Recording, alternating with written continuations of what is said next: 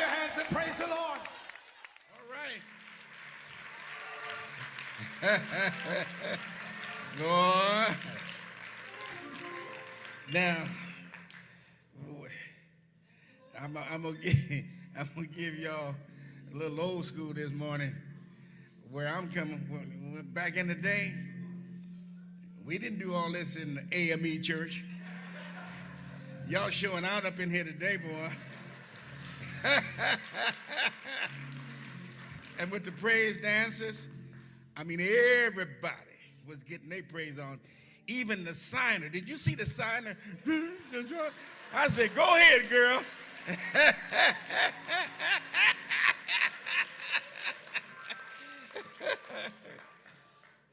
But you know, people are unreasonable and illogical and self-centered, but love them anyway.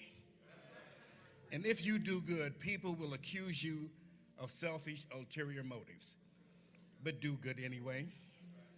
If you are successful, you win false friends and true enemies, but succeed anyway. The good you do today will be forgotten tomorrow, but do good anyway. Honesty and frankness make you vulnerable, but be honest and frank anyway. People favor underdogs, but follow only top dogs, but fight for some underdogs anyway. And people really need help, but may attack you if you help them, but help some people anyway. And give the world the best you've got, and you'll get kicked in the teeth, but give the world the best you've got anyway. I'm looking at the choir. See, I think you are meeting the needs of people whose needs need to be met by the manner in which you conduct your services. I mean, back in the day, we used to, yeah. In terms of having instruments in the church, in terms of really singing in the church, in terms of talking about anything other than the scripture in the church, But as I look at this ministry, and as I look at today, you see, it used to be everything had to be done in four walls of the church. You had to do scripture, food, clothing, whatever had to be done in the church. And you couldn't talk about things that were not necessarily related to scripture. To talk about politics, oh no.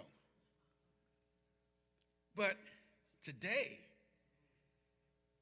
through your outreach, you see that it is absolutely critical to make sure that the community in which you serve is enlightened about a number of things. You remind me of Matthew 25, verses 31 through 46, where it talks about, I was hungry, and you fed me. I was thirsty, and you gave me something to drink. And I didn't have no clothes. I was naked, but you clothed me. I was a stranger, but you know what? You took me in. And I was sick, and you visited me. I was even in prison, and you came to see me. That's what your mission is about today. And I commend you, Rev. I commend you, man, because I think in many instances you have stepped out and done some things that other ministers would not have thought of doing. But it was done for purposes of making sure that your community, the people that you serve, know what's going on out there. Because folks, today, if you don't know what's going on, it's amazing. And I just think about the choir director as I was watching my man back here. You know, sometimes you don't want to you don't want to get the musician mad at you. You see, there was a feud between the pastor and the choir director at the Hicksville Southern Baptist Church. And it seemed that the first hint of trouble came when the pastor preached on dedicating yourself to service. And the choir director chose to sing, "I shall not be moved."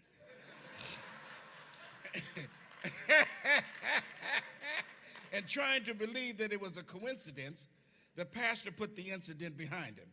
And his next Sunday, he preached on giving. Afterwards, the choir squirmed as the director led them in the hymn, "Jesus Paid It All." Now, by this time, the pastor was losing his temper, and Sunday morning attendance swelled as the tension between the two built. A large crowd showed up the next week to hear his sermon on the sin of gossiping. Would you believe that the choir director selected the song, "I Love to Tell the Story"? Now, there was no turning back. The following Sunday, the pastor told the congregation that unless something changed, he was considering resignation. The entire church gasped when the choir director led them in, "Why not tonight?" Now, truly, no one was surprised when the pastor resigned a week later, explaining that Jesus had led him there and Jesus was leading him away. The choir director could not resist. What a friend we have in Jesus.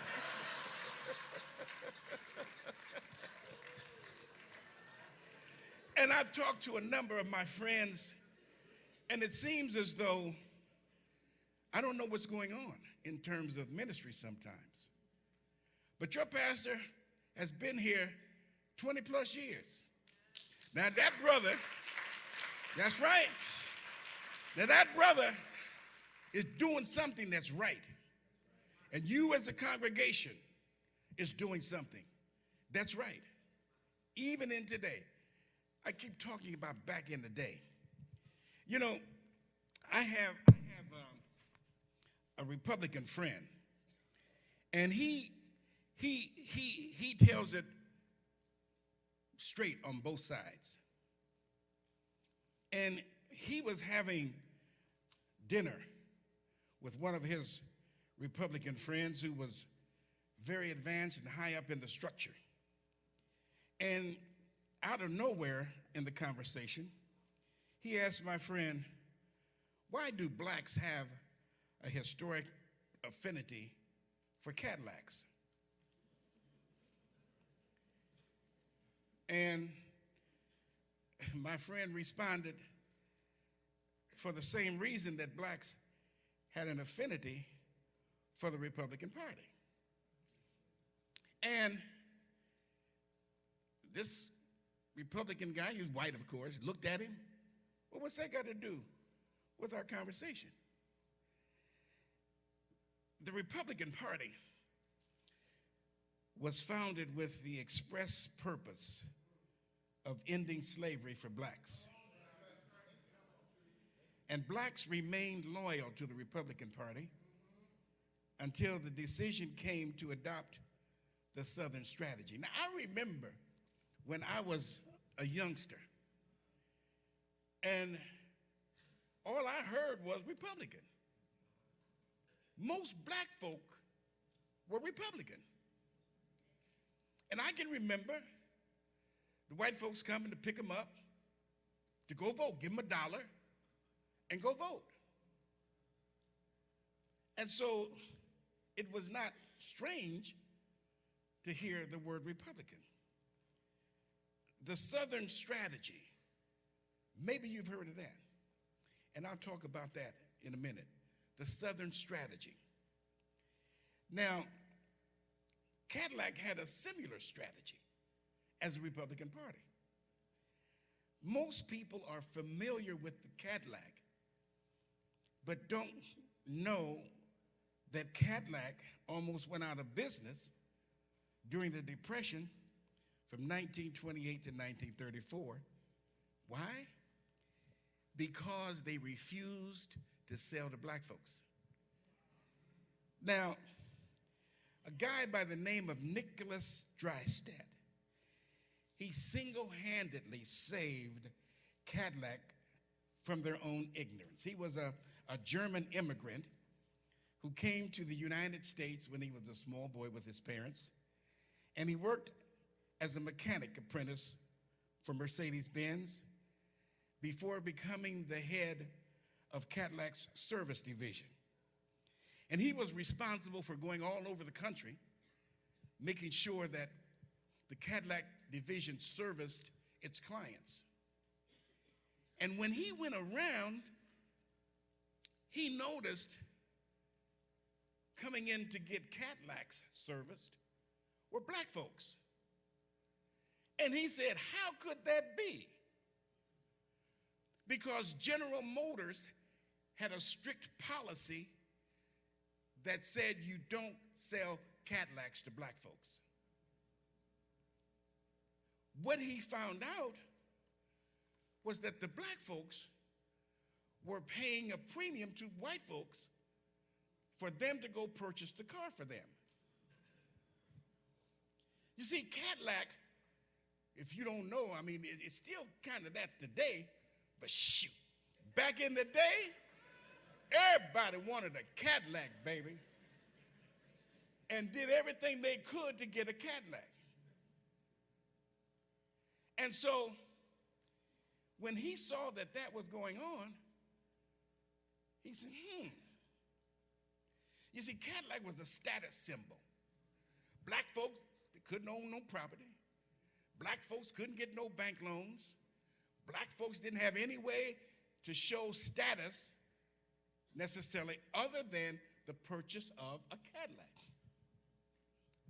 Now, Dreystadt really got angry when Joe Louis, heavyweight champion of the world, admired by everyone, tried to buy a Cadillac and couldn't, and had to have a white person to go purchase the Cadillac for him.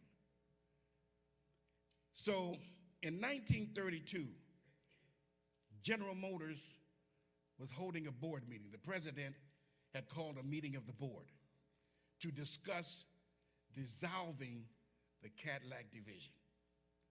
They were fixing to wipe Cadillac out because of the poor sales.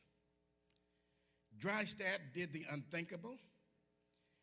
He unannounced, went into the meeting of the board and discussed the fact that he could turn it around.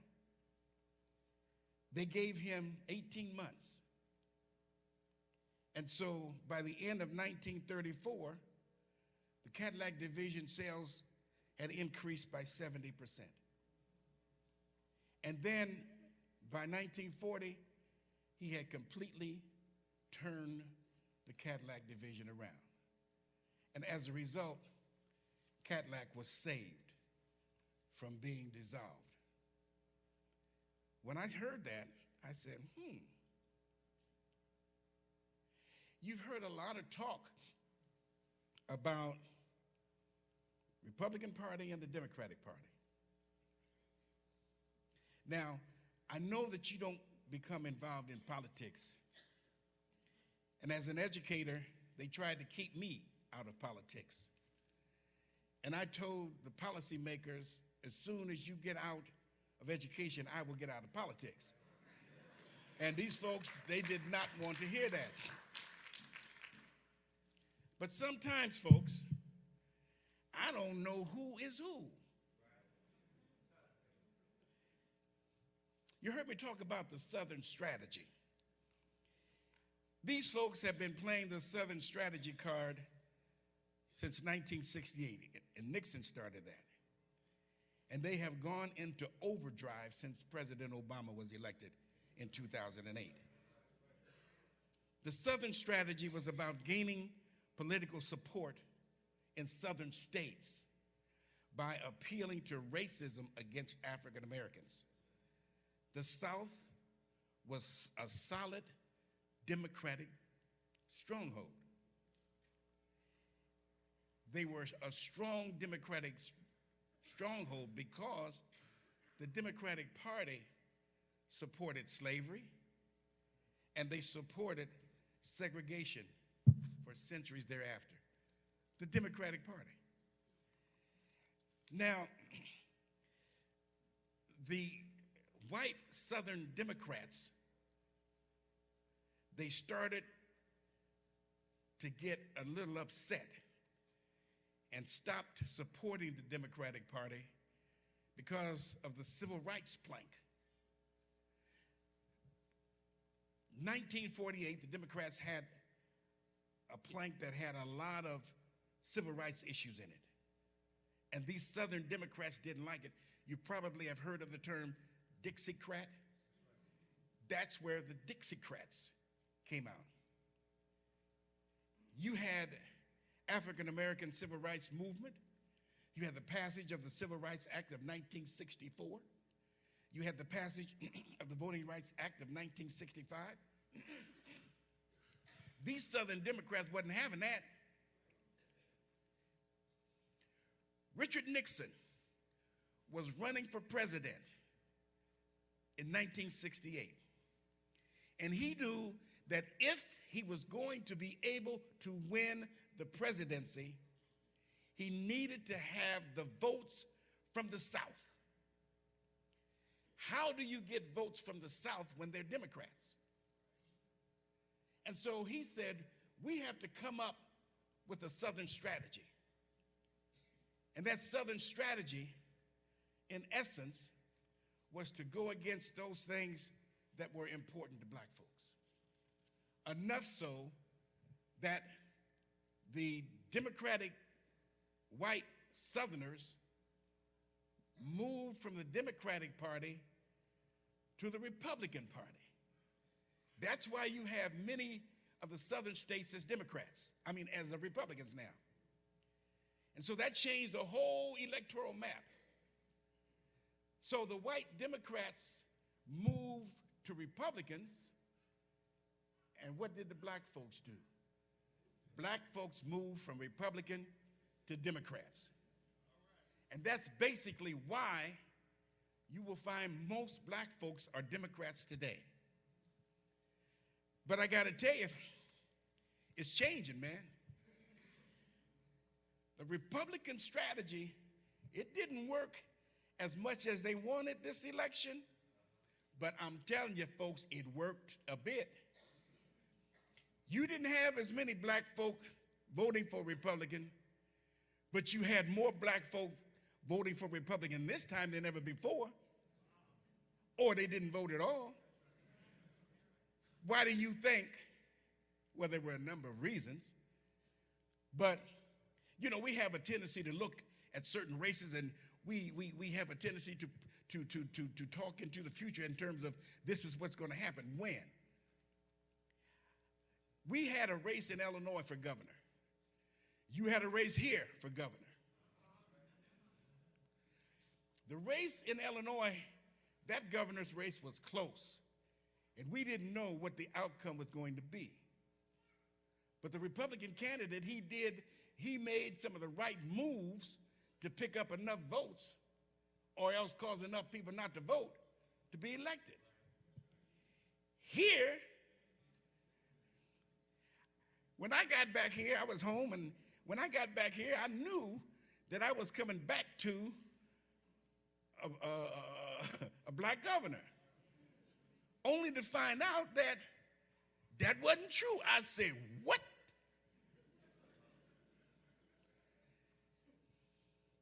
Now, there were a whole bunch of folks that looked like me that decided that they wasn't going to vote, or they decided they were not going to vote for him.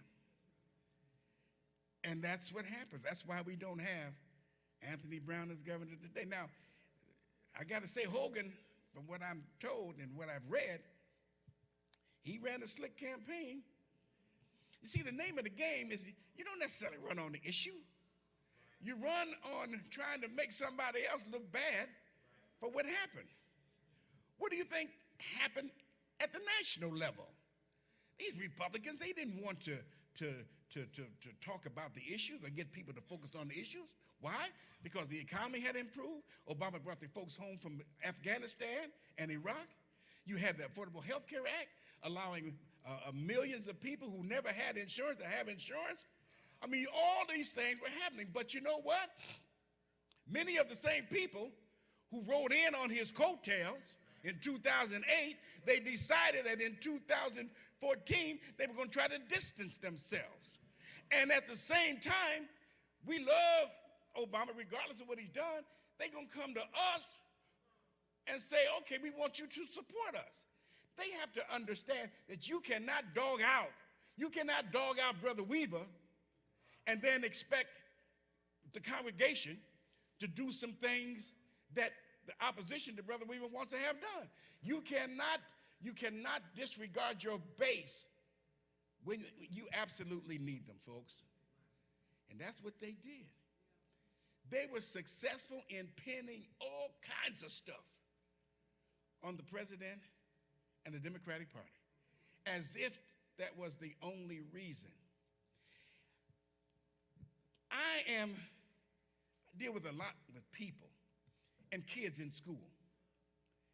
And I know that if, in fact, a kid does something that needs attention, if, in fact, you do not give attention to what that kid has done and make the correction, then that kid is going to continue to misbehave, and other kids are going to misbehave too because they see that you ain't done nothing to that kid. Now, I'm saying that you could see what was happening if you followed it. I gave a speech in 2009, and I talked about many of the things that were happening then that are still happening now. And so, when we don't take care of the business, folks, other folks will do it for us. Southern strategy. And then you had the Supreme Court decision. When I think it was the election before Obama, I know Rev and all of you all were talking about keeping in mind whoever is the next president appoints members to the Supreme Court. And once those members of the Supreme Court are appointed, they are there for life. So if, in fact, you elect a jerk as president, a jerk will put jerks in on the Supreme Court. And all you have to do is look at some of the decisions that have been coming out of the Supreme Court. And also you should know that when the Affordable Health Care Act came up, it went to the Supreme Court. Justice Roberts, remember, he cast the vote that allowed it to come out. These folks have been so mad that over the years, they have done everything that they could to overturn that law. They have voted goo-gobs at times, but they have not been successful. They have taken it to the appellate court. They were not successful. But one case in Virginia now is going to go to the Supreme Court. The Supreme Court says only 4 justices have to agree to take a case. 4 justices have agreed to take up this case, and I think it has to do with subsidies. I think the law says, and don't quote me, but the law says that states have places where health care services can be provided and subsidies can be granted to those individual states. The administration says that if, in fact, the states decide that they are not going to participate, then we are going to grant the subsidies anyway. The Supreme Court is going to take that up because there are those that say that's unconstitutional. The question will be, you know you got 4 votes. because 4 votes took it up. Is there going to be a 5th vote to uphold that? We'll see. So this same Supreme Court gave us a decision called Citizens United. Citizens United. Now, I'm just briefly giving a history lesson here. And sometimes we don't take advantage of history and allow it to repeat itself. But Citizens United said that corporations that have goo gobs of money can operate and function the same in the political process as Brother Weaver. Corporations have goo gobs of money. Brother Weaver got 15 cents. They allow that corporation to function at the same level. Now, who do you think is going to impact the election? That's 2 things: Southern Strategy and Citizens United. The 3rd thing, you heard a lot about voter suppression. Now, the Supreme Court, again, I heard the decision, and I heard them talk about what it was. But you know what? If you know, sometimes we just hear something and just allow it to go on and not really try to find out what the meaning is. So that was me. The Supreme Court on June 25th, 2013, came up with a decision that they said stripped the Voting Rights Act. I didn't know what that was. I heard them talk about Section 5. What is Section 5? I heard them talk about pre-clearance. What is pre-clearance? And you probably thought about the same thing.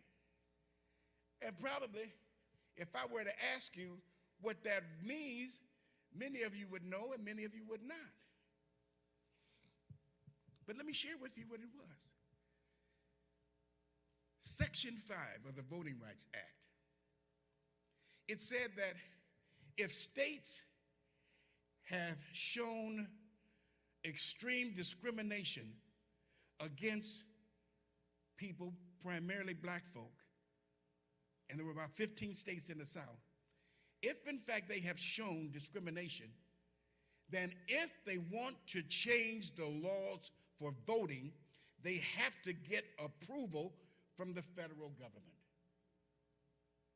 And so there were a number of states that wanted to change their law, but they could not get approval from the federal government because the federal government knew what that meant.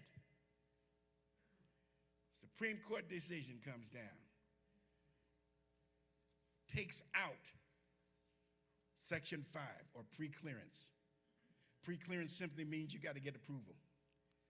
The Supreme Court took that out, and they took it out under the guise of there is no longer any discrimination that exists in those states. That's what they did.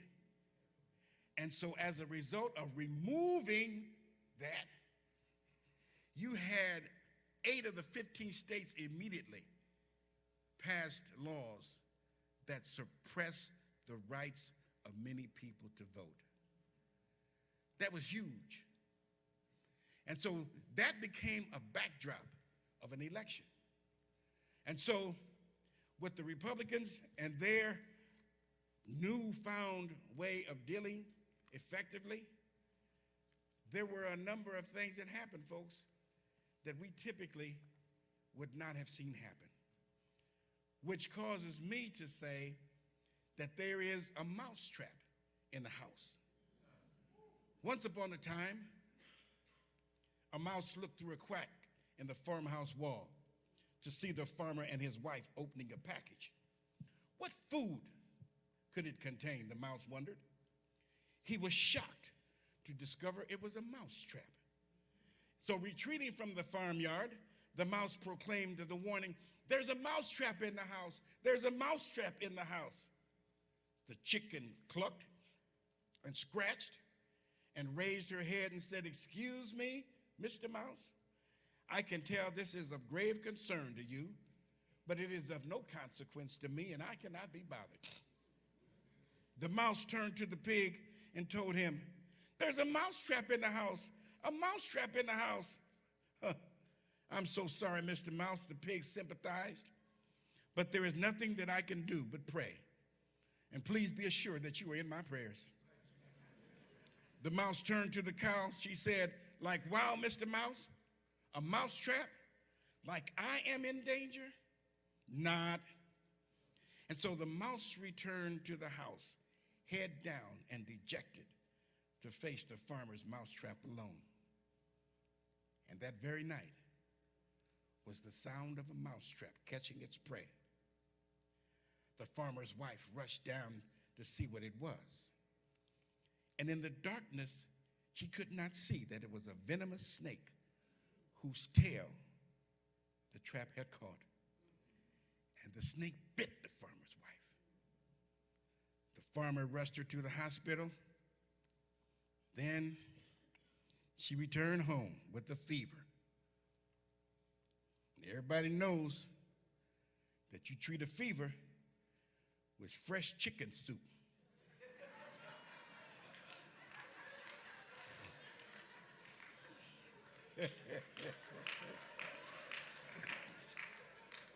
So the farmer took his hatchet to the farmyard for the soup's main ingredient. And his wife's sickness continued, so that friends and neighbors had come to sit with her around the clock. And to feed them, the farmer butchered the pig. The farmer's wife did not do well, and a few days later she passed away. And so many people came to the funeral that the farmer had the cow slaughtered to provide meat for everybody to eat. So St. Nebo, the next time you hear that someone is facing a problem and you think it does not concern you,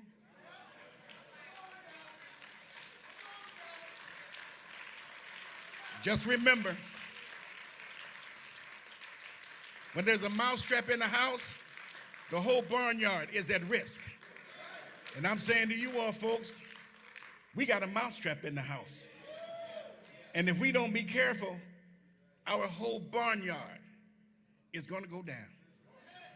Now I'm going to close here, but I just want to mention what I hoped many were hoping, and that was that a trial be held instead of a grand jury inquest for Michael Brown. I do believe that if a trial had been held and people would have seen that there was an opportunity to present on both sides, I think they would have been a little bit more receptive to an outcome. But I have an article. I'm going to leave it with Pastor, and it's called "The Making of Ferguson." Amazing article. It's a long one, but folks, it is absolutely amazing. In 1968, a man by the name of Lamar Williams, he was one of the first to move into Ferguson, a suburb of St. Louis. He tried to buy a house. The real estate agent would not sell him the house. The article also talks about the fact that the realtors, they had a code. And if you violated that code, you would lose, and violating the code was selling a house to blacks. If you violated that code, you would lose your license. This agent would not sell to Mr. and Ms. Williams. He belonged to a church that had a white pastor. The white pastor talked to the neighbor and talked to the seller. And by the time, and invited them to a prayer service. After the prayer service, the owner told the realtor that I am no longer refusing to sell to a black. And so that's how he got his house in Ferguson. The Mr.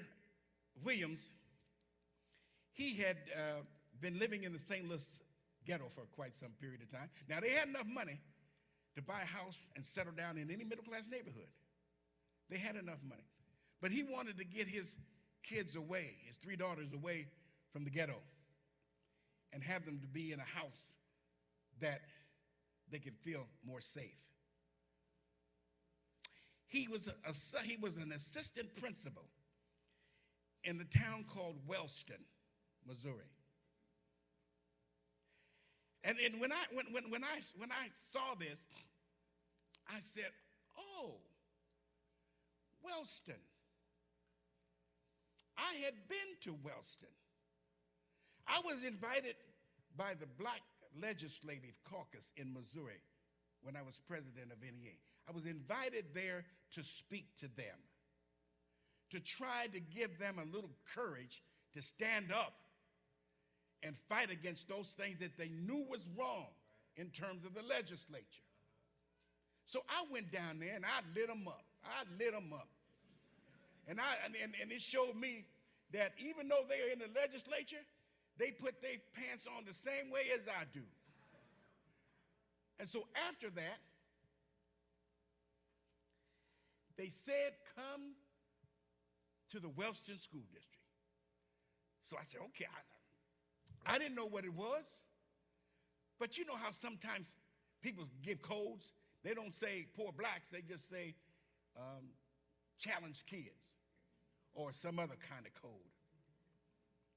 But I knew by the way it was being described that it was a black school district and probably were facing some challenges. So I got there and the principal, assistant principal, "Oh, we have the president of the NEA here." Oh, they were so excited. "Oh, the president of NEA." And I said, okay. But you know what? Them kids, they didn't know who the president of NEA was and could care less. So I went in there and I talked with them. Oh, we had us a good old time. I talked with them. Now, after I had spoken with them, I said, okay, y'all want to talk to me. Now, you should know with kids, if in fact you don't want to know, don't ask. Now, it was this one little brother. I mean, you know, in the classroom, sometimes these kids, I don't care what you do. You got some little clown that ain't gonna pay attention. And I had this little boy, he was just clowning his butt off. Clown. So I didn't say nothing to him. You see, sometimes, you know, that song with Kenny Rogers, you got to know when to hold and when to fold. And sometimes walk away. I didn't walk away, but I tried to give the impression I wasn't paying no attention to him. So I just kept on talking. Oh, he's still clowning. I just kept on talking. When I got close to him, I put my hand right here and put a little pressure right there. He shut up. And then I had a little girl. She wanted to come and talk with us. And she got up there, and we couldn't understand a word she was saying. And the kids started to laugh. You see, with kids can be mean and they can be cruel.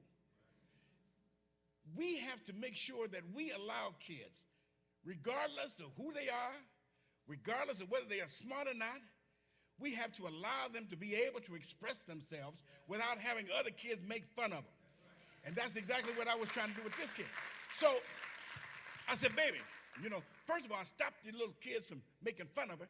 I said, baby, we couldn't understand the word you were saying. However, we want you to speak a little bit slower and a little bit clearer so we can understand what it is you're saying. Can you do that, baby? Uh-huh. And she did. And you should have seen the expression on her face when the kids gave her a big round of applause because of what she had said. I said, I'll be doggone. And then this little kid that I had squeezed the shoulder, he raised his hand. He said, sir, will you come back and be our graduation speaker? I said, man.